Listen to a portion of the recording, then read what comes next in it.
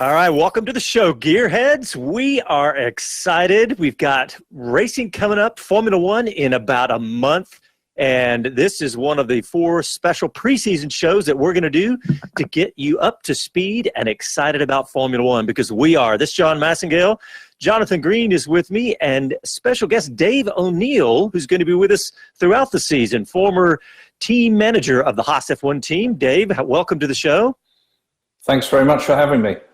And Les Kaiser's going to be back with us next week. He's not going to be here this week. But let me run down what we've got on the show, because speaking of the Haas F1 team, in just a moment, we're going to bring on the team principal, Guenther Steiner, and really excited to have him on. And we're going to get his take, what he's been doing all this throughout this pandemic shutdown. And we're going to get lots of his insights about what to expect this season, what they've been doing. And we're also hoping to have really the highest ranking American in Formula One ladder, and that's Juan Manuel Correa. And he just got through with some online racing, so we're hoping to have him later in the show. But we're going to talk about everything that's been going on, everything from the upcoming F1 season, the races, how they're going to what's going to be different, and you name it, from reverse grids to you whatever you can imagine. So it's going to be an exciting show, and we are very excited.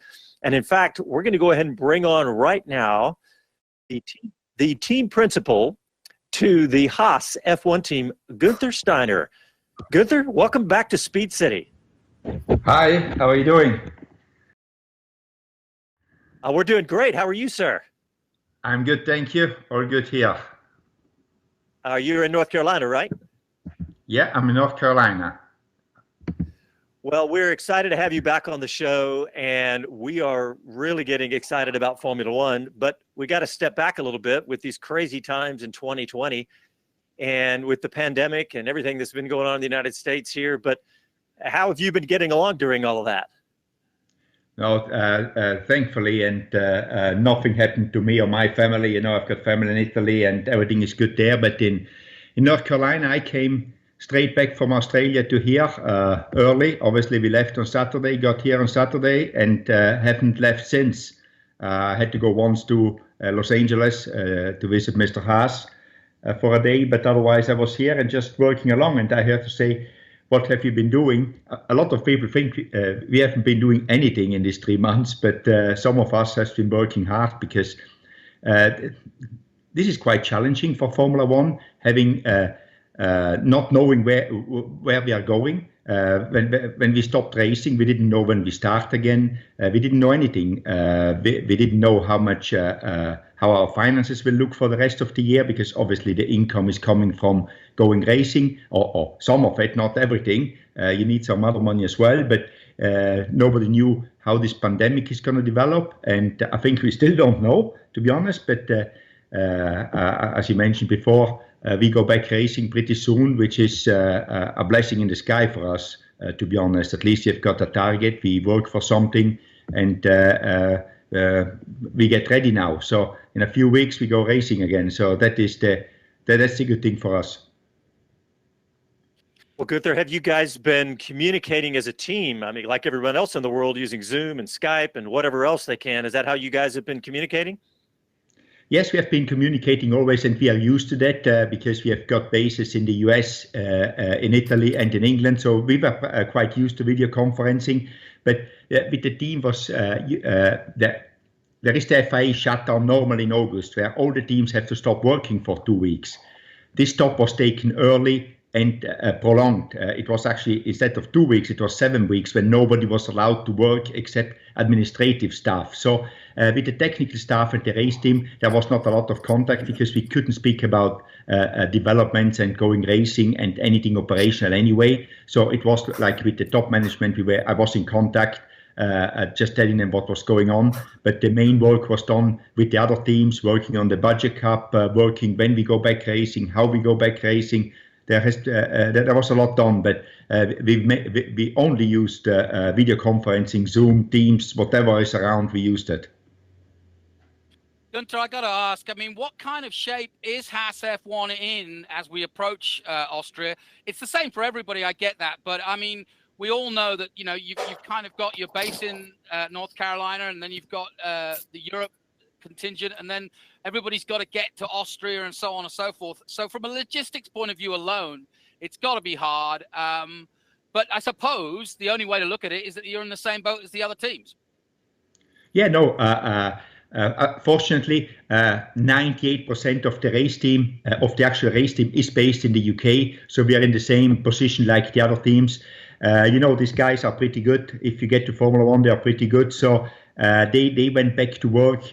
Not all of them last week to get everything ready, because after Australia we immediately had the shutdown done. So we just opened the boxes so nothing stays humid or anything. And now they're coming back and organizing everything, putting the cars back together again. So just to get ready. But that is not. I mean, that is one thing which I'm absolutely very calm about it, because I know we have got good people there. And like we left Australia, we should have gone to Bahrain the week after. We have got, instead of 1 week now, we got 4 weeks. So that will be all fine. It's all the rest which, with the testing and all that stuff which needs to get done, which is new to us. All the other things are routine to the team. Well, Guenther, what about how do you guys go racing safely? I mean, we've been watching NASCAR and now IndyCar this weekend. But what are you guys doing? How are you going to, we heard the rumors of biosphere and everything. How are you guys going to stay safe? Yeah, there is a lot going on. We got the protocol yesterday, actually, the final protocol, how we do it. And I still need to read the details because it's so long, the thing. But they put something in place. We are very cautious to go racing. We don't want to affect anybody in the countries we are going, but we don't want to be affected from them, and we don't want to affect other teams. So we are living like I call it little bubbles. There is 10 bubbles in F1, and F1 is a big bubble to the outside. So we are doing everything very isolated between the teams. We are not sharing staff or anything, but also when we are in each country we go, the team is just allowed to go to the hotel and to the racetrack. We have everybody has got a single room for the first races. So between the team members, there is the least contact possible. The riding in the hire cars is limited to 2 in each hire car. We have got charter flights. We are not flying commercial. And the charter flights, they've got social distancing on the flight. So it's very well organized, because we need to make sure, or as safe as we can be, because you can never be 100% safe with a pandemic. I mean, we need to be conscious of that, but we need to do the utmost not to affect anybody and not to be affected by anybody. And FOM and FIA are doing a great job and putting a lot of work behind this to make it that way. Hi, Guenther, Dave here. I've been sort of following the esports and how that's sort of blown up over the last few months, and just wondered what your take on that was, and whether you think it's something that you should be or probably are involved in, and just wondered where you think that's going to sort of rocket off to, as and when the season gets going, whether it will carry on the traction it's already got. Before we go to esports, I got almost scared. I was back in 2017 to hear it like on a radio, Dave. It's like on the radio, on the intercom radio. It's like, whoa, what's going on here? I'm a time traveler. Good. Well, I was going to ask you how your garden was. I mean, that's got to be in ship-shape condition now, isn't it? Yeah, no. Today the garage cleaning was going on after 7 years, but I think we bore our listeners when we did our homework. But no, good to hear you, Dave. And I mean, hey, well, so Guenther, what do you have in that garage? What are you driving that in there? You will not believe it. A 2008 Toyota Tundra. That's my car. So I have nothing fancy, nothing else. But it was a messy garage in itself. If you just put stuff in there and never clean it up. So I'm actually broken today. It's pretty hot here today. So it's in the 90s, low 90s. So and humid. So I had to stop an hour early to calm down before I go on to the show. So now we go back to Dave's question, which will be a lengthy one as well. So. You may know that I'm getting older, and I'm not into esports a lot. I know a little bit because we have got 2 drivers in one of the series since last year. But I think it is a good addition to real racing. It gives the opportunity to people to be involved in racing by not having an expensive race car. We all know how expensive that one is to go racing, really. But I think it will not be a competition with real racing. It will be an addition. That's my take on it. And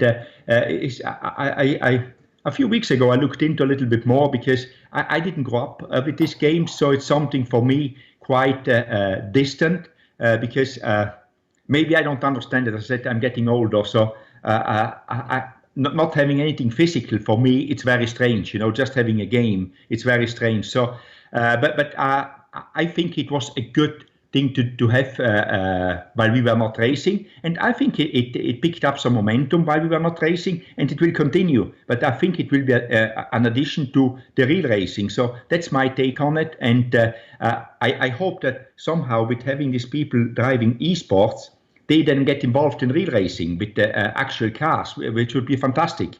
Knowing that racing actual cars is very expensive, as we all know. Well, Guenther, I want to ask you about, this strange year of 2020 and with the strange season we've got ahead of us. I mean, this is going to give us maybe some opportunity. And the one thing that keeps popping up is this reverse grid. And I wanted to see how you felt about that, because there is several different ways to think about it. There's no decided on format, but the discussion has been started. How do you feel about it?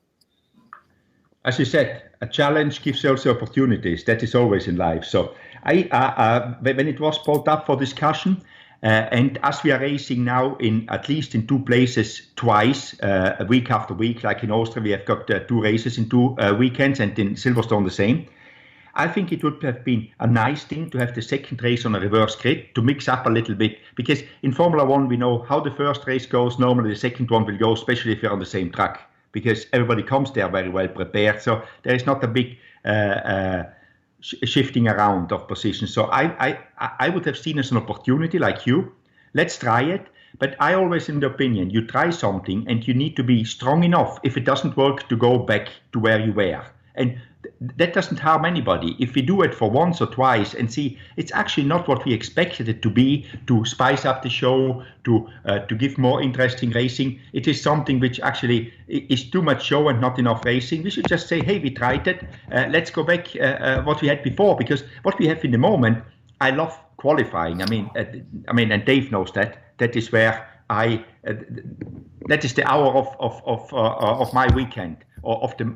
If you have more of the months, going qualifying, just outright speed, go out there and put a lap down with the race car. There's nothing more exciting than that for me, So, but I think sometimes time develops, time changes. So we need to try to do something new. And if it doesn't work, we go back to the old way. But maybe we learn something, because Formula 1 has changed a lot of things since it was started a long time ago. So I'm a little bit disappointed that we're not going to do it, but you never know if there is not another opportunity that we can do it at some stage. Yeah, Guenther, it's interesting. It feels like an eternity since we last spoke to you just before Australia, but I want to hark back a little bit to that conversation, because as is always your wont, you were very honest and very forthright last time you were on the show, because you said this is a critical year for Haas Formula 1. Because Gene just doesn't want to look at the idea of finishing, at the back again. We've had this layoff. We're now going to go week to week to week. So, like I said, in many ways for the fans and for yourself, they need to understand that this is a critical year for Haas to perform in, isn't it? Absolutely. Things have changed a lot since we spoke last, as you said, and it seems an eternity since we spoke, for me as well. If I think that only 4 months ago we were testing in Barcelona, if somebody asks me about the test, I have to think, because it seems like years ago. So, but anyway, I think a lot of things have changed, and for sure you guys know that the budget cap has been reassessed, has come down for what it was a few months ago, for the reason, because a lot of teams got not in trouble, but it's very difficult to survive as a team with not knowing where you're going and having less income, obviously, this year. So what has changed as well, the car for next year will be the same car as this year. Mechanically, you can change some aerodynamics, but nothing big will change. We need to keep the same chassis. So a lot of things have changed. So I think in the last 3 months they were very tough for Haas as well, because Gene wanted to see what is happening if we go back racing, if we don't go back racing, what is happening. So I think in the moment we are in a good spot. I think we still have to perform, but I think now the performance, we have also to focus on 22 with the new regulations, with the budget cap. So that is now, I call that the new Formula One. It's coming in 22. I think for us, 20 and 21 are survival years, which we will survive. They're not challenging to survive, but we just need to do the best what we can, but spend the least amount of money and and have like a restart in 22 when everybody developed a car on a very similar budget, because the small teams, or at least I have to speak for us, we will not be on top of the budget cap, but we will a little bit below it. But it should equal out the field, and with equaling out the field, that will come 22 onwards. Maybe 22 there will still be a little bit of a gap, but then it comes down again, and it just flattens out. So I think we are in a lot better position in that way for going forward for Haas, and I think Gene now wants to see what is happening, but he's committed to at least this and next year. So let's see what we can do. But I'm in F1 you're never calm, and Dave knows that. You're never nothing is 100% in F1. But I'm as calm as I can be in the moment that we have got a very good future in front of us, with the budget cap, with Gene supporting us, with the new opportunities, with the budget cap, having the same car next year, so we're not having to put all this work in again to make a new car with the same regulation, but keeping this one. So I'm actually, the 3 months everybody worked very hard. I'm pretty happy with them, with the last 3 months, what we have achieved. Well, we need to take a quick break, Guenther. I hope you can stick with us through the break. And you're listening to Speed City. We're live from Austin, Texas, and we'll be back after a quick break.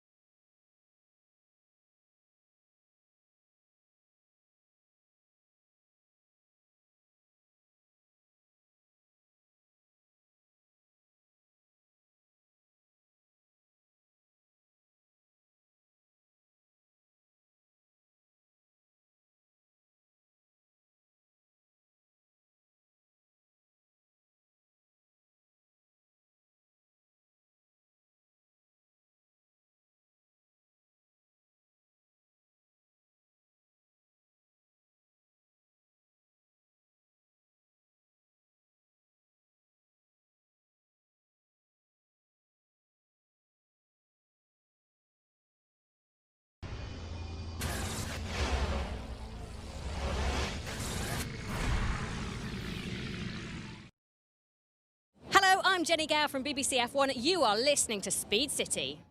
You're listening to Speed City F1 on Sirius XM.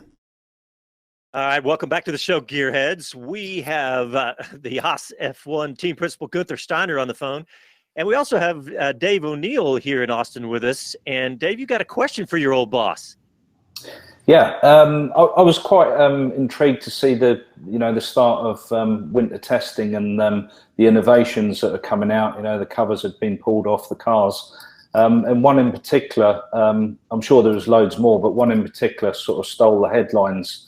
Seemed to be the DAS system, and it was just a question, Guenther, on when you see something like that come out, is that top of the list to get to the drawing board and try and see what's happening and see whether you can put it on the car in 6 months, or other teams looking at similar sort of innovations, but not haven't maybe stole the limelight on it.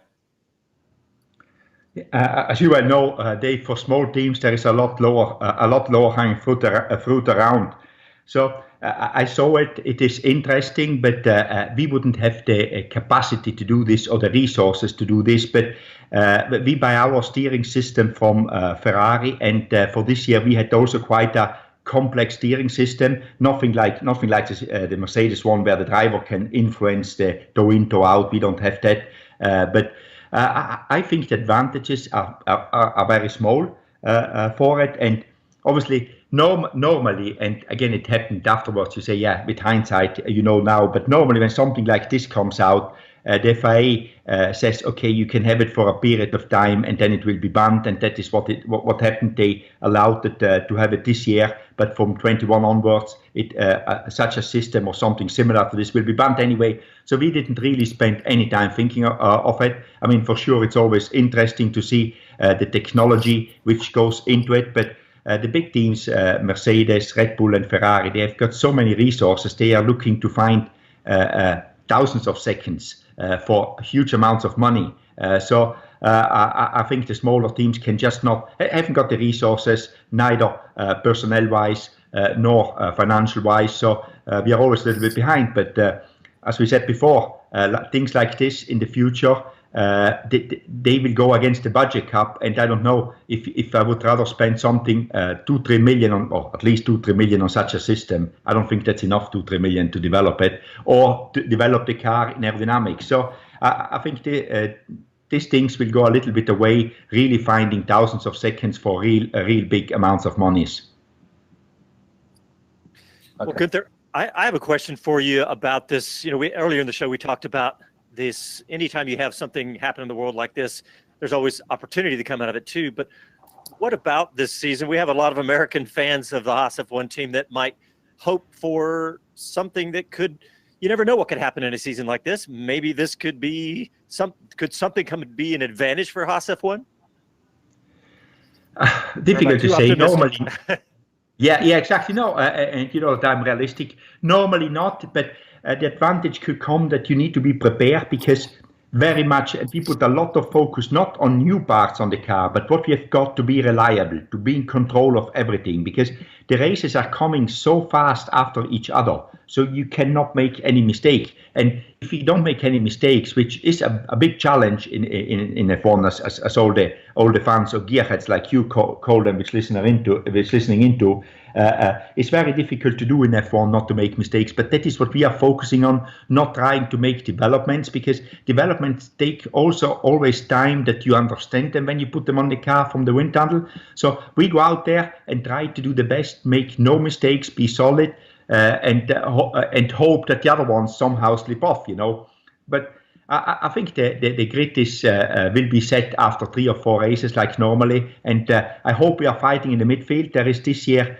it looks like in Barcelona, a lot of the teams are in the midfield, and it's very tight. But again, it seems so long time ago that we were testing it that I almost forgot about it. But there was 4 teams. I think we are in 0.3 of a second between the 4 of us, and that is in testing where you don't know the fuel loads or the engine modes we are using of each other. Just 10 kilos of fuel makes that difference in Barcelona. So I don't really know. I try to be optimistic, realistic, and hope that we can fight with a few other ones, with a few bigger teams. So, but we don't have long to wait now. Austria is coming up quick now, and then we will see. Yeah, speaking of that, when are you guys going to start getting together in person? I mean, when are you guys going to start heading into the office, as they say? The guys in England, they are heading in. Some headed in last week. They started last week. Some of the people, a few more, or some more start this week. And then next week, everybody will be starting, because we have to do some pit stop training. And you need everybody there, of the mechanics and everybody. Engineers, maybe a few stay still working from home. But a week before we go to Austria, everybody will be in just to get the last bits and pieces ready, and I will join them, I think, on Thursday when I get to Austria before the race.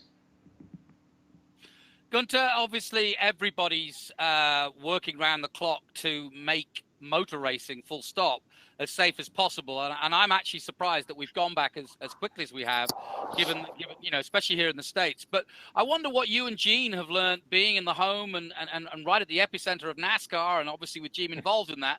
I mean, what pointers have you learned? We've read on the internet that both NASCAR and IndyCar have all been interacting with Formula One for everybody in the community to help each other when it comes to safety. So, has that been an integral part of being around Charlotte to sort of understand what's going on and how they got about racing so early? Yeah, obviously living here, I'm very close to NASCAR, and my life, having spent my life in racing, I couldn't wait at least to have some racing. And when NASCAR came along and said they started off, I couldn't almost believe it when they went to Darlington.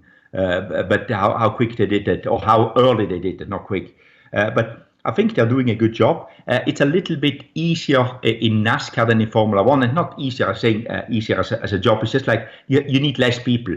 The big issue in F1 is you need 60 people to run the 2 cars. You cannot do it less. You can just not do it. I mean, we have it down to 58 operational people going to the racetrack to look after the cars. We are allowed 60, but if you go below that one, you cannot run these cars. They're so complex. While in NASCAR, I think they've got an average of 15 people for 1 car, so that makes about half of what we need. So it's because for 2 car obviously it's 30 then.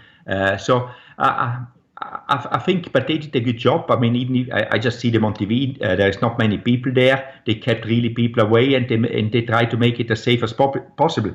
The other advantage NASCAR had, and to starting earlier, was they could race very close by, so they didn't have to use aircrafts to get to the races. They all could drive. Obviously, Darling is an hour from Charlotte. Charlotte is in Charlotte, so I mean the first a little bit further away race is this weekend in Atlanta. But I think they still drive there. I haven't actually asked if some of the drivers will take their planes, but they will fly on their own. But I think the crews, they drive there. So I think it's a lot to learn, and just to look at each other. What can we learn? I'm really looking forward to watch the IndyCar race today. Again, having some more racing, and I find open wheel oval racing really exciting, and I like it. It's very, challenging, and you need to be brave, and I respect these guys going around in Texas on the oval.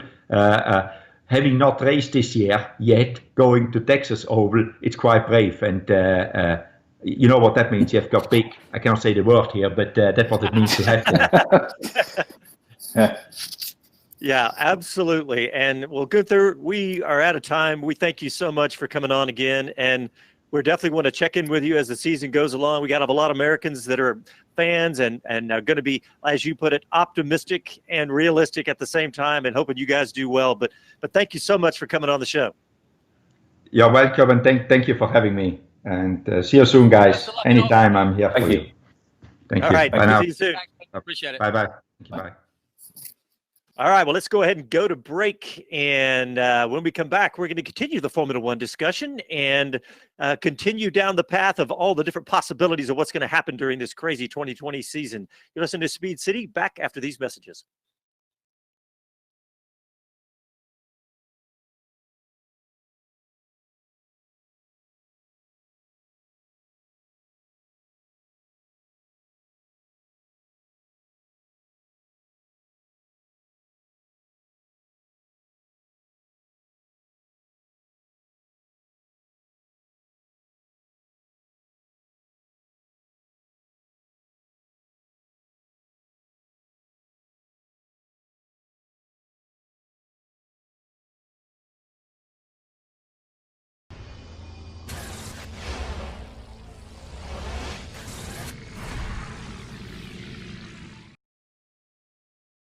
Hello to everyone, this is Guenther Steiner, this is Speed City. You're listening to Speed City F1 on Sirius XM. All right, welcome back to the show. We are very excited because we have another guest. I wasn't sure we were going to get him, so I did commit to it because both he and Jonathan were just doing the Trans Am racing moments ago. Jonathan, why don't you introduce our next guest? Well, I'm delighted to welcome once again. We had him on the show a few weeks ago when he took his first venture into Trans Am, and that was quite a baptism of fire, but he did it at Barcelona. And now today, he returned to the place where sadly he had a big crash last year, but faced his demons. He is, of course, America's top single-seater driver in Europe, and that is Juan Manuel Correa of Miami, Florida. And Juan, welcome back to Speed City. We just had Guenther on the show. So it's great. We've got the top brass from Formula One paddock today. How was the experience of racing back at Spa? You got a top 10 in the second race. Yeah, thank you, Jonathan. Thank you for having me. Yeah, I guess you saw the race. I heard you were commentating it, so it was pretty chaotic. First race, I got put in the wall about 15 times, so my car was pretty messed up. But yeah, in the second race, managed to come back. I think it was to 9th from the back of the grid. So I'll take that. And more than anything, it was just a lot of fun. Like I told you the other day through message, Spa is one of my favorite tracks, even after the accident. And many people ask me, what does it feel like to go back to that track? And I must say the first few laps I did in the sim. It does bring some memories, but after a couple laps, it's just like any other racetrack, and it's a lot of fun. So I enjoyed it. You also brought Picho Toledano and Javier Gonzalez. Are they friends of yours? Yes. Actually, Javier couldn't race. He had some problem with the software, but Picho was with me. We were streaming together as well, and we were connected via Discord. So. It was a lot of fun. He's an ex-race car driver. He drove up to Indy Lights, I think, but he's a bit older than me. So yeah, I'm kind of using the time at home right now to do a bit of sim racing, have some fun. I'm playing video games with friends, and I've gotten into streaming with a live webcam, which is something I never thought I would do, but here I am. So it's like a new year, new me. Well, I want to ask you, what do you think your timeline is to get back into a car? I mean, I think that's what this is really, that's what we all want to know about an American in your position. Yeah. So it's not like a black and white answer. So I cannot give you this is the date, because it's all very relative to how the surgeries go, how the rehab goes, and how the process continues to improve, basically. I was hoping since the beginning, when this happened, the first kind of timeline I got from the doctors was that pretty much I wouldn't be able to walk for probably a couple of years even, and definitely no racing for at least 2 to 3 years. So that was the initial forecast, which I was not very, very happy about. After a few months in the hospital, I kind of set myself a goal, because I'm a person that works a lot with goals, personal goals. I just set myself a goal for something, and I try to achieve that. And I told myself I want to be able to drive a car in a year's time. And this was in November of 2019, last year. So obviously now I'm basically halfway. And I think the goal is going to be tough to achieve, to be honest. I see at my progress, it has been phenomenal, much faster than the doctors anticipated it. But I'm not sure if I can make it to November, but I'm still kind of striving for that. And if it's not November of this year, if I can get in a car early next year, that would be perfect, because that would mean I can probably do the 2021 season, which really would be the best case scenario.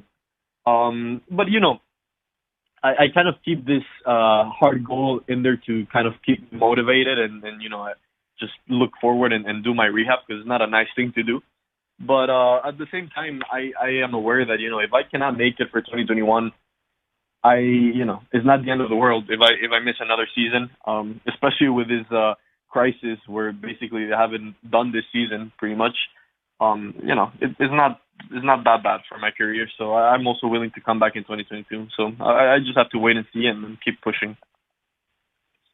Hi, Juan. It's Dave here. I was just kind of interested to see, obviously you're very strong in the mind, and you set your goals and what you want to achieve, which is awesome. But one of the things I was kind of interested in is how have you sort of managed to take the plunge, physically with your training side, when you obviously were training quite a bit before the accident, and you had goals, and you were getting fitter and fitter each week you were training, and how have you sort of stepped back into that with only being able to use maybe sort of 3/4 of your body, whether you're swimming or other means of exercise? Yeah, it's definitely been a challenge, and it was very frustrating, especially in the beginning. I was coming from in August, right before the crash. I was in my peak mental and physical state I had ever been. I was kind of arriving to the peak of my career as a junior single-seater driver, and from 1 week, I woke up 3 weeks later after the coma, and I probably lost like 25 kilos. I couldn't even hold my phone up. That's how weak I was. I couldn't eat anything solid for about 2 weeks after the coma. So it was definitely like, apart from everything else that was going on, the legs and everything, but that was also one thing that was on my mind, which was like, wow, all that work I have been putting in for the last 10 years kind of just went out the window. But I just got back into it as soon as I could. Even when I was in the hospital and I was bedridden for those 2 months, I asked the doctors to give me a couple of elastic bands. I tied them to my bed in the hospital, and I was doing like curls, with like 2 pounds in the beginning, then 5 pounds. The doctors were telling me I'm crazy. They're like, what are you doing? But I was just, always thinking about my goals, and that's the way it has been. And I think it's actually quite incredible that right now I'm almost as strong as I was before the crash. Upper body wise, obviously my legs are still very damaged, but upper body wise, I'm ready to go, and I've been ready to go already for some months. So I think in like 4 to 5 months, I went from being 25 kilos underweight to being back in racing shape. So I'm quite proud of that. And now I'm just waiting on my body to heal a little bit. Juan Manuel, I've got to ask you this. I'm hoping to coax you onto our show for Austria, because obviously the rest of the competition will start there for F2. And I'm sure you'll be interested. And I'm probably guessing this will be the first season that you have sat on the sidelines, because you've been racing, pretty much wall to wall. So how are you going to approach what this season, and in terms of trying to get something positive out of it, besides just being an audience fan, as it were? But I mean, will you try to make it into a positive and watch it differently? Oh, definitely. I think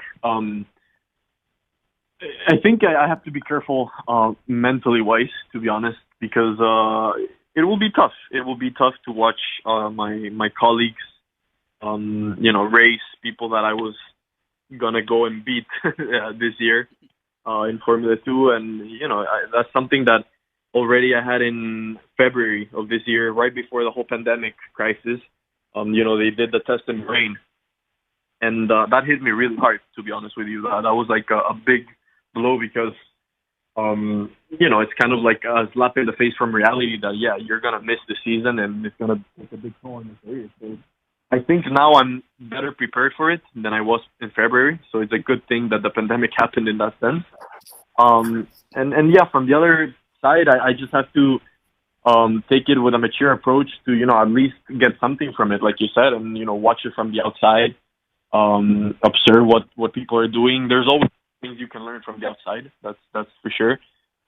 Ideally, I was planning to be in Europe by the time the season began. So I said at the beginning, around July, August, I want to be in Europe and actually go to some races. I have some offers to coach young F3 drivers, and that was an option. So I mean, that's maybe still on the table for later this year, and that way I can be, in the paddock and just kind of maintain myself in the loop there. So that could be a positive. Well, we're coming up on the end of of our time here, but I do have one last question for you. And I mean, it's a tough question, but you talked about maybe being able to come back and jump back into Formula 2, is the opportunity still going to be there? I know that's always it goes through my mind. And it's got to go through your mind. And that's a tough question. But you think it's going to be there? Well, that's the tough question and the $1 million question for me. You know, I can answer to your question from my perspective if I'm going to be ready, and that's a yes. I am confident that I will be able to drive the F2 car even after being a year out of it. I'm confident that physically I will be able to do it. Also with my leg, you know, even if I have to maybe make some modifications to the throttle. But you know, that for me will not be the hardest part to overcome. The hardest part will be, obviously, I've lost my sponsors, I've lost my seat, I've lost all my backing. So yeah, it's definitely a big challenge, and I kind of have to throw myself in that world again and see if someone will take me and if I will get the backing needed. So yeah, that's a tough pill to swallow as well. You know, I had everything set out for the next 2 years of my career. I basically had another season in F2 guaranteed by my sponsors, and this happened. So yeah, it's not ideal at all. Well, it's a tough question. Yeah, and Juan, thank you for sharing and being so candid. That's fascinating. You're always welcome at Trans Am on our E-Championship. We'll be racing again next weekend, so come join us. But we are all right behind you here on Speed City, no question about it. And we'd love to have your insight at any of the races coming up, whether it be F1, F2, or F3, because I think it's gold that we've got time with you, and I know you want to be there, but maybe it'll help. Yeah, definitely. Thank you, guys. Thank you very much for the interview, and I'll be back next week. All right, thanks, Juan Manuel. We'll talk to you soon. Yeah. Bye-bye. All right, guys, let's go ahead and take our last break. You're listening to Speed City. We're in Austin, Texas, and we'll be back after a quick break.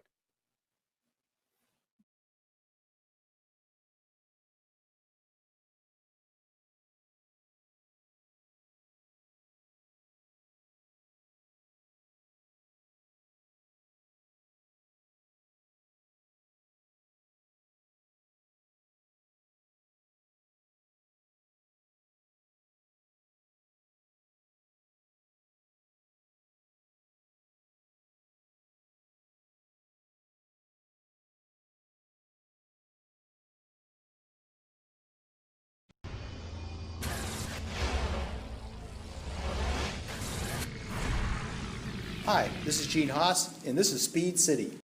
You're listening to Speed City F1 on Sirius XM. All right, guys. Well, we have hit the ground running with two fantastic guests, but now I am so excited because we've got Dave O'Neill, who's used to be the team manager for the Haas F1 team, and we've got him for quite a bit of the season, and I am going to creep inside of his brain as much as I can. Just like all of you, we want to know. We've got somebody who's been there, done that at the highest level, and I'm just really excited to have you on board, Dave. And Jonathan, you had a question during the break we were talking about, but go ahead and ask Dave that. Yeah, it's a follow-on from what Guenther was saying about just the logistics. And I know because you've been in this position, and I'm sure you've thought for yourself about how you would do this, because it really is a tough time for anybody who is a team principal to try to organize this and get the right numbers. He mentioned that the number was 60 and they've got it down to 58. But logistically, what would you be worried about returning to Austria, and how you could effectively save both on manpower and potentially even equipment that you don't need when you're rushing around to 3 races in a row? Yeah, I mean, it's an interesting question. It's like, you know, can you win the game with 10 footballers? And it's, yeah maybe you can, but, you know, not every week sort of thing. So, I mean, there's a lot of squash. It's a bit like squeezing a balloon. You know, you have the mechanics, and the mechanics are there for a reason. You know, an F1 car is split up from the front to the back. So you'd have a front end mechanic, a number one who takes care of the power unit, putting the engine on the car, and then a rear end mechanic who typically would take care of the gearbox and crash structure and rear wing.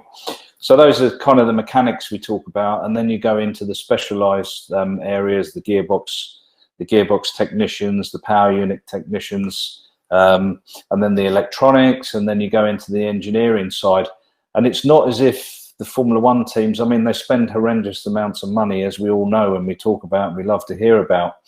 But there isn't people, you know, sitting in the motorhome kicking the heels doing nothing. You know, everyone has a job and a job to do. And the other thing that sort of squashes it from one end to the other would be the curfew times. So the reason the curfew times were put in the beginning was so people didn't work 24 hours a day, you know, and you know, end up being tired, making mistakes, leaving things loose on the car goes off the circuit, and you get the damage. So when you start looking the operational personnel of 60 people, it's been discussed, you know, numerous times with team managers and chief mechanics and heads of teams. And once you start putting down on paper what it actually requires, you can't really thin it out too much. You know, you could probably get away with maybe a couple of sub-assembly technicians. You could say, well, we don't need that. If we took, you know, 5 front wings all built up to the circuit, we don't need to put them together there.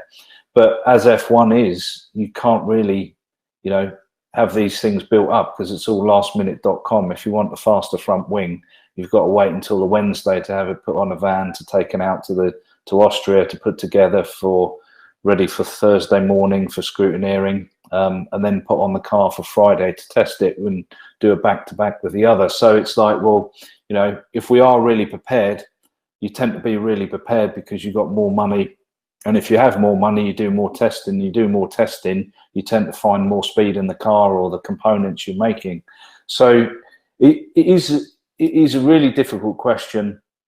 You know, you talk about the 60. It takes something like 13 people to start an F1 car up and drop it on the ground, you know, with the tire blankets, making sure all the sensors are calibrated, making sure that the driver's correct, the comms are correct for the driver, and all the systems are working. So with those 13, 12, 13, 14 people, you can't really skim anything off that. And then you start building up the engineers in the background that take care of the stuff. And as mentioned, the sub-assembly technicians in the background, the truckies who put the fuel in the car, the guys that look after the tire blankets out the back of the garage.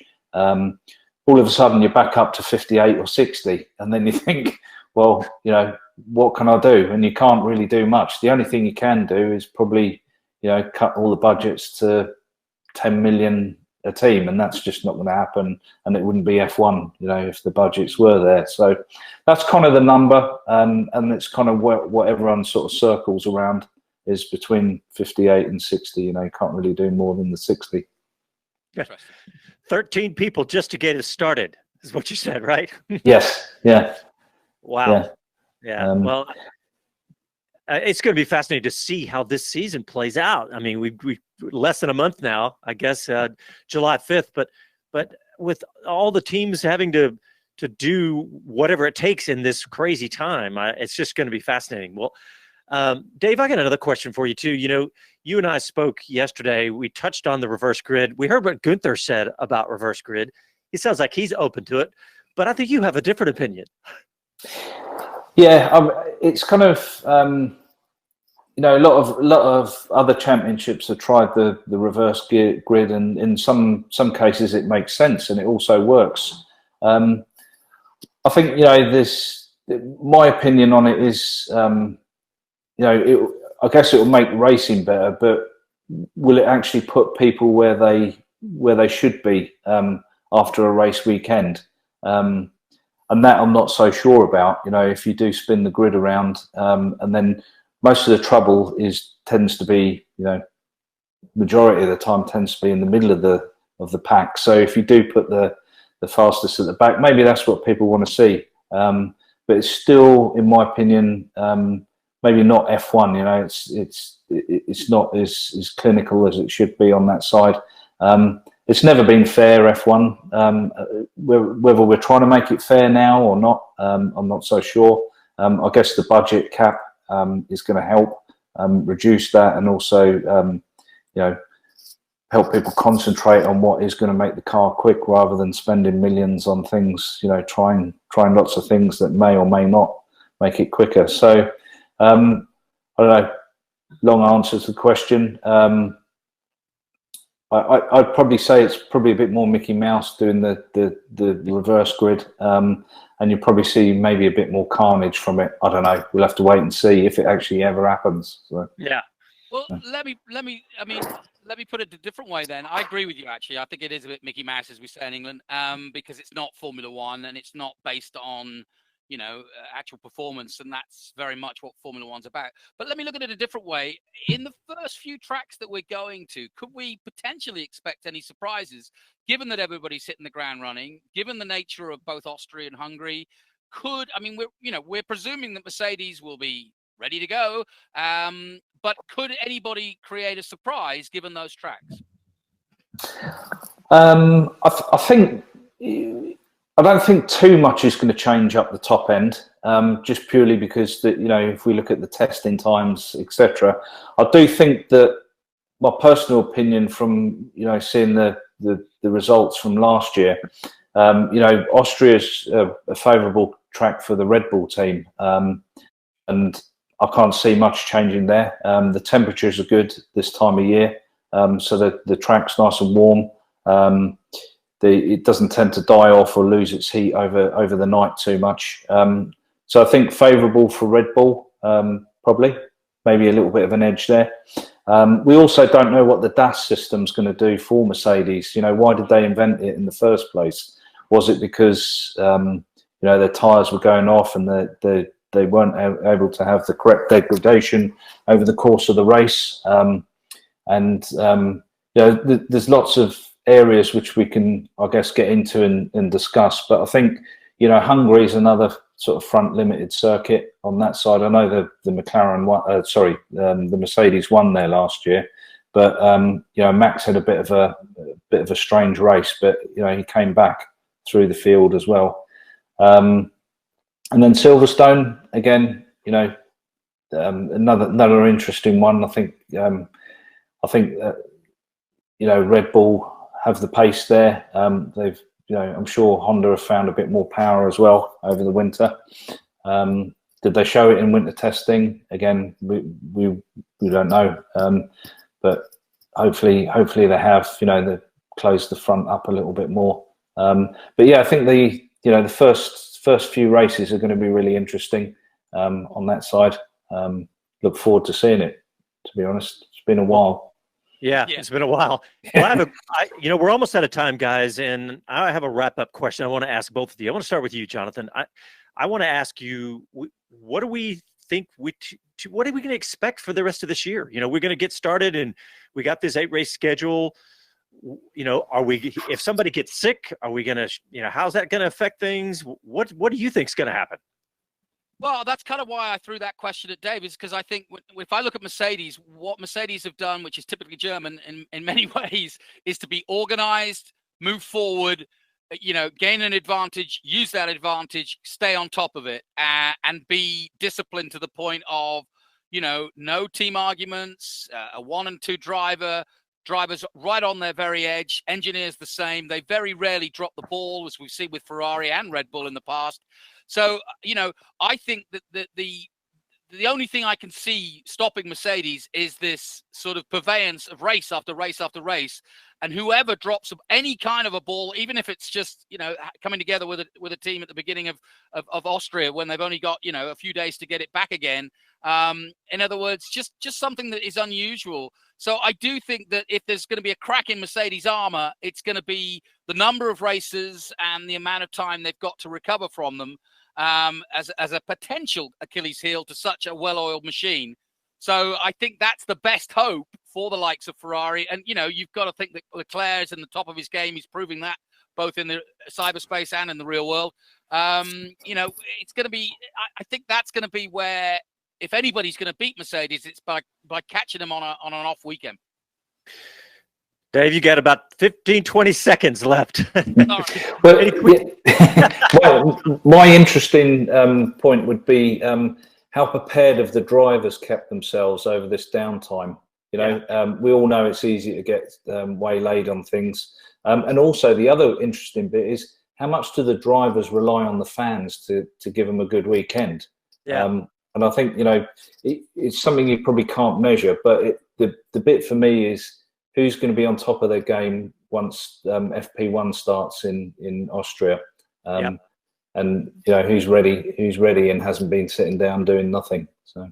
Well, all right, guys. Well, we want to thank Guenther Steiner for coming on. Thank Juan Manuel Correa for coming on. And we are very excited about these 4 preseason shows. So stay tuned, and we will talk to you next week. Happy trails.